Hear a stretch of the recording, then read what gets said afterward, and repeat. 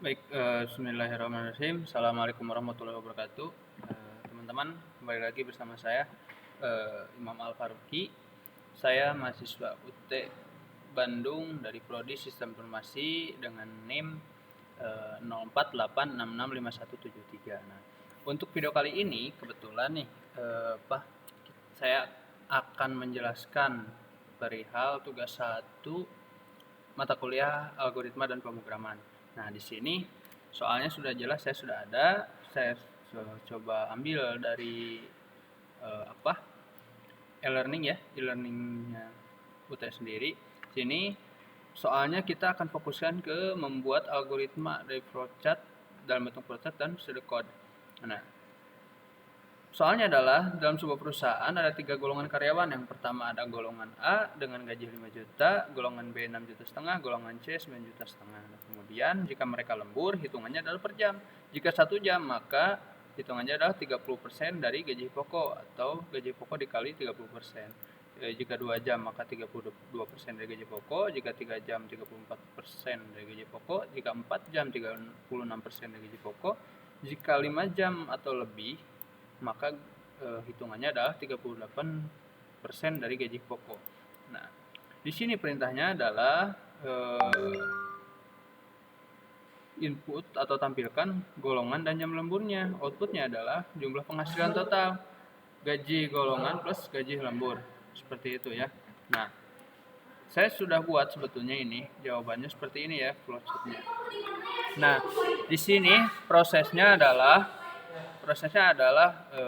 kita bisa mulai langkahnya. Kalau misalkan kita menggunakan pseudocode sendiri, di sini dengan pseudocode itu kita bisa lihat dari judulnya adalah algoritma untuk menghitung total penghasilan, gaji pokok dan lembur. Adapun kamusnya adalah golongan A, B, C, kemudian gaji pokok itu tergantung sesuai dengan golongannya. Seperti tadi disebutkan, jika golongan A 5 juta, golongan B 6 juta setengah, golongan C 9 juta setengah. Kemudian jika mereka lembur, maka hitungannya jam lemburnya jika 1 jam 30%, jika 2 jam 32%, dan seterusnya sampai jika 5 jam lebih maka 38% dikali gaji pokok. Kemudian tampilkan total penghasilan, yaitu gaji pokok ditambah jam lembur. Nah, untuk pseudocode sendiri di sini kita mulai, kemudian inputkan golongan A, B, C. Jika lembur maka inputnya lemburnya. Kemudian di sini tampilkan jika golongannya A maka yang dihitung adalah yang 5 juta. Jika golongannya B yang diinput di sini maka 6 juta setengah yang diambil. Jika C golongannya maka yang diambil adalah yang 9 juta setengah. Nah, selain daripada itu, maka jika tidak ada golongan A, B, C bukan, maka yang ditampilkan adalah 0 gajinya, artinya tidak punya gaji. Nah, kemudian selesai untuk penghitungan gaji pokok. Nah, kemudian kita melangkah ke penghitungan gaji lembur. Gaji lembur sendiri jika 1 jam maka hitungannya adalah rumusnya gaji pokok dikali 0,30. Jika 2 jam gaji pokok dikali 0,32, jika 3 jam gaji pokok dikali 0,34, jika 4 jam gaji pokok dikali 0,36, jika 5 jam atau lebih maka gaji pokok dikali 0,38. Selain daripada itu maka hitung 0. Terus kemudian tampilkan total penghasilan, yang dimana total penghasilan tersebut dihasilkan dari gaji pokok ditambah jam lembur. Kemudian setelah itu maka tampilkan total penghasilannya, gitu. Ini kan untuk penghitungannya, hitung total penghasilannya, ini untuk menampilkan. Setelah itu selesai. Kemudian untuk ke flowchart sendiri, nah di sini sama sih alurnya ya. Kita mulai dulu ditandai dengan simbol seperti ini ya.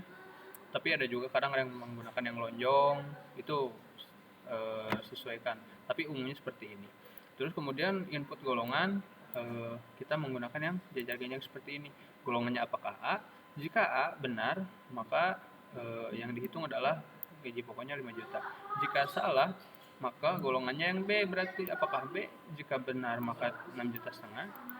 Jika salah, kemudian hitungnya C, apakah C? Jika benar maka gaji pokoknya adalah 9 juta setengah. Nah, kemudian tampilkan, masukkan ke sini apakah mereka lembur. Jika mereka lembur, inputkan jam lemburnya.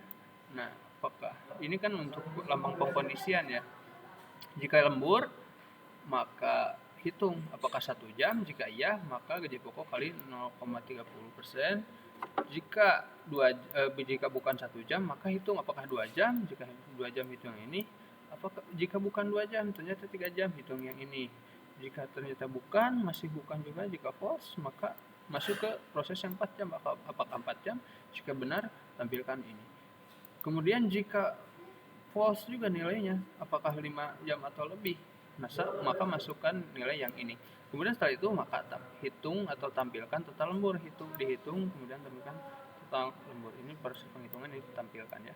Setelah itu maka hitung total penghasilan. Total penghasilannya adalah tadi gaji pokok ditambah jam lembur. Yang ini, yang lembur ini, apakah ini atau ini, ditambah yang ini ya. Nah, itu total penghasilannya.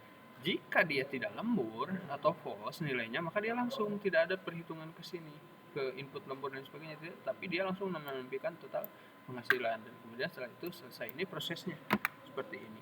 Tapi kalau misalkan teman-teman mau bikin, ini biasanya dipakainya aplikasi yang ini. Ini halnya kurang lebih seperti ini, sama ya. Tadi saya sudah coba buat seperti ini. Kita bisa tarik-tarik saja. Misalkan jika ini mulai nih, biasanya tampilan awal itu misal kalau kita Ctrl N, nah biasanya ini kosong ya, blank dokumen. Kita bisa tarik, kita pilih yang ini untuk mulai tarik. Untuk editnya, misalkan kita pilih dulu, baru edit, mulai. Nah, oke, setelah ini kalau misalkan kita mau buat garis, kita buat dulu. Sebelum garis apa dulu nih? Misal input golongan, kita pakai yang jajar genjang untuk input golongan. Kita ambil dulu input golongan jajar genjang. Di sini tulis input golongan. Nah, ini kita bisa perlebar lah ya sedikit. Nah, setelah itu kita bisa ambil garis koordinasi. Nah, di sini ya, garis koordinasi ada di entity relationship. Kalau ini ada di flowchart. Kita ambil dari sini ke sini, kita balik. Kemudian kita pilih garisnya, kita ubah di search row-nya, kita ganti dengan yang panah ini, maka dia tampil seperti ini. Nah, ini teman-teman bisa lakukan untuk semua yang ini prosesnya ya. Ikuti saja semua yang ada di sini. Nah, ini mungkin saya hanya memberikan sedikit gambaran untuk membuat diagram atau flowchart ini seperti apa. Nah, ini diagramnya sudah jadi ya, tapi kalau misalkan mau buat sendiri, teman-teman bisa di sini. Oke, itu mungkin yang bisa saya jelaskan ya terkait masalah flowchart dan Sibecon. Itu saya hanya menjelaskan sebatas alurnya saja, cara kerjanya itu seperti apa.